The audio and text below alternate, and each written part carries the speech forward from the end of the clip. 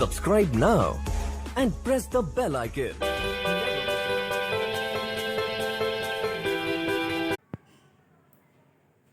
हिंदी ज्ञान गंगा धारा में सभी मित्रों का स्वागत है। हमारा ऑनलाइन क्लास टीजीटी पीजीटी के लिए बहुत ही जल्द शुरू होने वाला है। वीडियो शुरू करने से पहले आपसे निवेदन है कि चैनल को जरूर सब्सक्राइब करें, लाइक व शेयर करना ना भूलें। इस विविधा प्रश्नोत्तरी के अंक में हम व्याख्यात्मक रूप से देखेंगे कि कैसे क्या उत्तर होता है। अगर इस तरीके से जैसे क्वेश्चन दिया जा रहा है उसकी व्याख्या की जा रही है, अगर आप भी वैसा ही तैयारी करते हैं तो निश्चित ही आपको ज्ञान में जरूर वृद्धि होगी। तो बिना समय गंवाए विविधा प्रश्नोत्तरी के इस अंक में हम शुरू करते हैं, लेकिन उससे पहले आपसे निवेदन है कि चैनल को सब्सक्राइब जरूर करें। तो पहला क्वेश्चन आता है, यहाँ पर ध्यान से देखिए, पृथ्वी राजरासो के बृहद रूपांतरण में कुल कितने सर्ग हैं? सर्ग या समय हैं? कुल कितने सर्ग या समय हैं? तो हम सभी जानते हैं उसमें कुल 69 सर्ग हैं। इन 69 सर्ग हैं किसमें? पृथ्वीराज रासो में। और यह पृथ्वीराज रासो जो है वह उसकी भाषा क्या है? डिंगल भाषा है। क्या है? डिंगल भाषा है। पृथ्वीराज रासो की भाषा क्या है? डिंगल है। और यह क्या है? एक प्रबंध काव्य है। पृथ्वीराज रासो क्या है? प्रबंध काव्य है। पृथ्वीराज रासो एक प्रबंध काव्य है जो डिंगल भाषा में लिखा गया है और जिसके लेखक कौन है? चंद्रवरदाई। चंद्रवरदाई जिसके लेखक कौन है? चंद्रवरदाई माने इसके लेखक हैं। महाकवि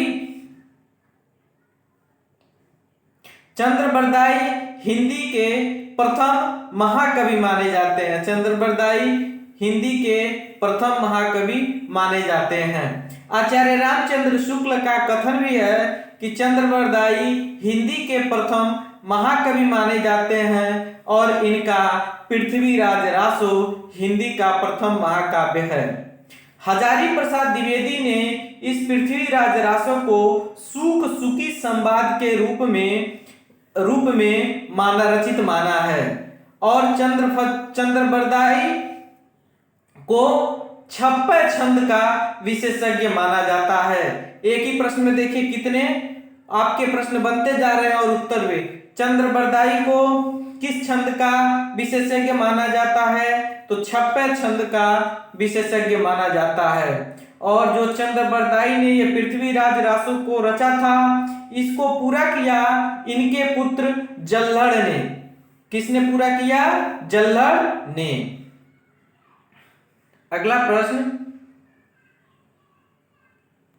पाहुड़ दोहा। पाहुड़ दोहा के रचयिता कौन है? तो पाहुड़ दोहा के रचयिता मुनिराम सिंह माने जाते हैं।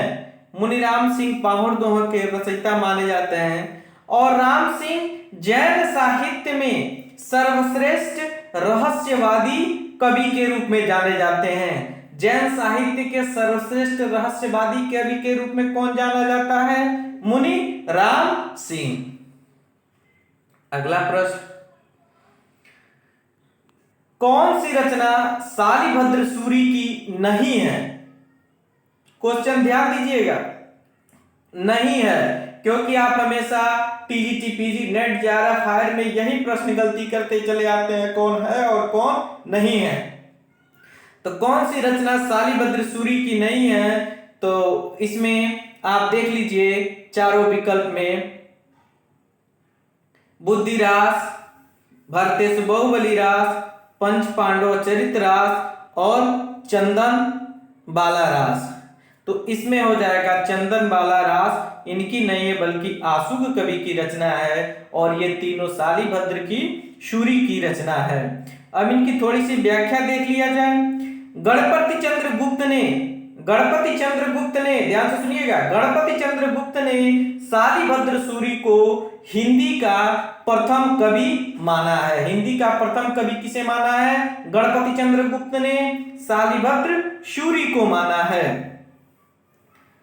और ये भरतेश्वर बाहुबली राज जो इनके द्वारा रचित ग्रंथ है वह एक सुंदर खंड काव्य है जो 205 छंदों में है। 205 छंदों में भारतेश्वर बाहुबली रास है और ये क्या है? एक खंड काव्य है। अगला प्रश्न,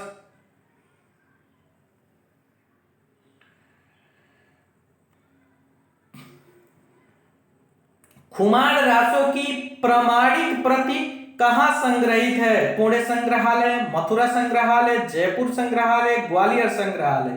तो कहां संग्रहित है? ये पुणे के संग्रहालय में खुमार रासों की प्रमाणिक प्रतियां संकलित हैं। और खुमार रासों किसकी रचना है? दलपति विजय की, और जो लिखी गया था कब? 9वीं शताब्दी में। दलपति विजय ने लिखा था खुमार रासों को 9वीं शताब्दी में, और यह वीर रस से युक्त है, वीर रस से युक्त है, और यह राजस्थानी भाषा का प्रबंध काव्य है।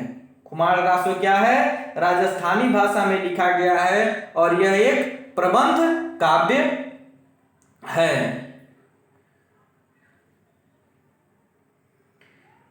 चलिए यहां पर आपकी सारी परेशानियों को दूर कर दिया जाएगा इस प्रश्न में। इनमें से कौन सा विद्वान पृथ्वीराज रासों को अर्ध प्रमाणिक मानता है?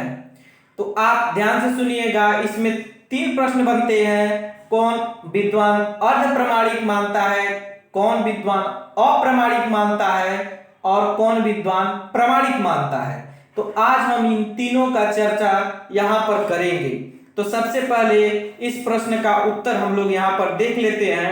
तो इन चारों विकल्पों में आप देखकर बताइए कि कौन पृथ्वीराज रासों को अर्ध प्रमाणिक मानता है। तो अर्ध प्रमाणिक मानने में हजारी प्रसाद द्विवेदी जी हैं यहाँ पर। अब सबसे बात अब पहले देखिए कि यहाँ पर अर्ध प्रमाणिक कौन कौन मानता है। तो अर्ध प्रमाणिक मानते हैं मुनिजन विजय, हजारी प्रसाद द्विवेदी, सुनीत कुमार चटर्जी, डॉक्टर दशरथ ओझा। ये चारों लोग क्या मानते हैं? अर्ध प्रमाणिक मानते हैं। प्रमाणिक लेखन में आता है श्याम सुंदर दास, आचार्य श्याम सुंदर दास का आता है, मिश्र बंधु इसे प्रमाणिक मानते हैं, मोहनलाल विष्णुलाल पांड्या भी इसे प्रमाणिक मानते हैं, कर्नल टाड भी इसे प्रमाणिक मानते हैं। अब आती है बात अप्रमाणिक कौन कौन मानता है। तो आचार्य शुक्ल ये अप्रमाणिक मानते हैं, देवी प्रसाद भी अप्रमाणिक मानते हैं, बुलहर भी अप्रमाणिक मानते हैं, मुरारीदान भी अप्रमाणिक मानते हैं, कवि श्यामल लक्ष्मण भी अप्रमाणिक मानते हैं।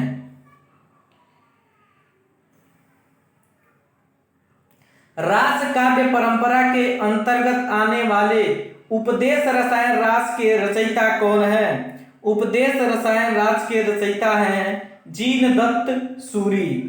ध्यान से सुनिएगा, जीन धर्म नहीं, जीन दत्त सूरी उपदेश रसायन रास के रचयिता हैं जीन दत्त सूरी।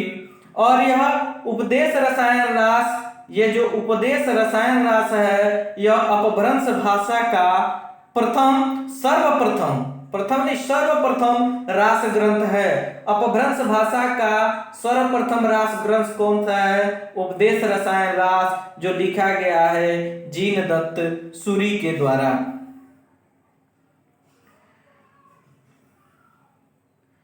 अपभ्रंश व्याकरण के रचयिता कौन है? देखिए थोड़ा सा क्वेश्चन घुमाया हुआ है। अपभ्रंश व्याकरण के रचयिता हैं हेमचंद्र जी। हेमचंद्र जी को प्राकृत का पाणिनि माना जाता है। प्राकृत का पाणिनि किसे कहा जाता है? हेमचंद्र जी को। और यह अपने व्याकरण के लिए, व्याकरण के उदाहरणों के लिए इन्होंने भट्टी के समान एक द्वय आश्रय काव्य की रचना भी की। ये टीजीटी या पीजीटी किसी साल में पूछ चुका है कि किसने अपने व्याकरण के उदाहरणों के लिए भट्टी के समान द्वय आश्रय काव्य की रचना की। तो किसने की? अपभ्रंश भाषा के लेखक अपभ्रंश व्याकरण के लेखक हेमचंद्र ने क्या किया, भट्टी के समान एक द्वयाश्रय काव्य की रचना की। इनके प्रमुख ग्रंथ हैं शेर सिद्ध हेम शब्द अनुशासन, कुमारपाल चरित्र, योग शास्त्र, प्राकृत व्याकरण, देसी नाममाला कोश, छंदो अनुशासन। इस तरीके से यह वीडियो संपन्न होता है। चैनल को अधिक से अधिक सब्सक्राइब, लाइक व शेयर करना ना भूलें। आपका अपना साथी हिंदी ज्ञान गंगा धारा। चैनल को सब्सक्राइब जरूर करें और हमारी ऑनलाइन क्लास जो बोर्ड पर शुरू होगी उसको पाने के लिए चैनल को सब्सक्राइब जरूर करें।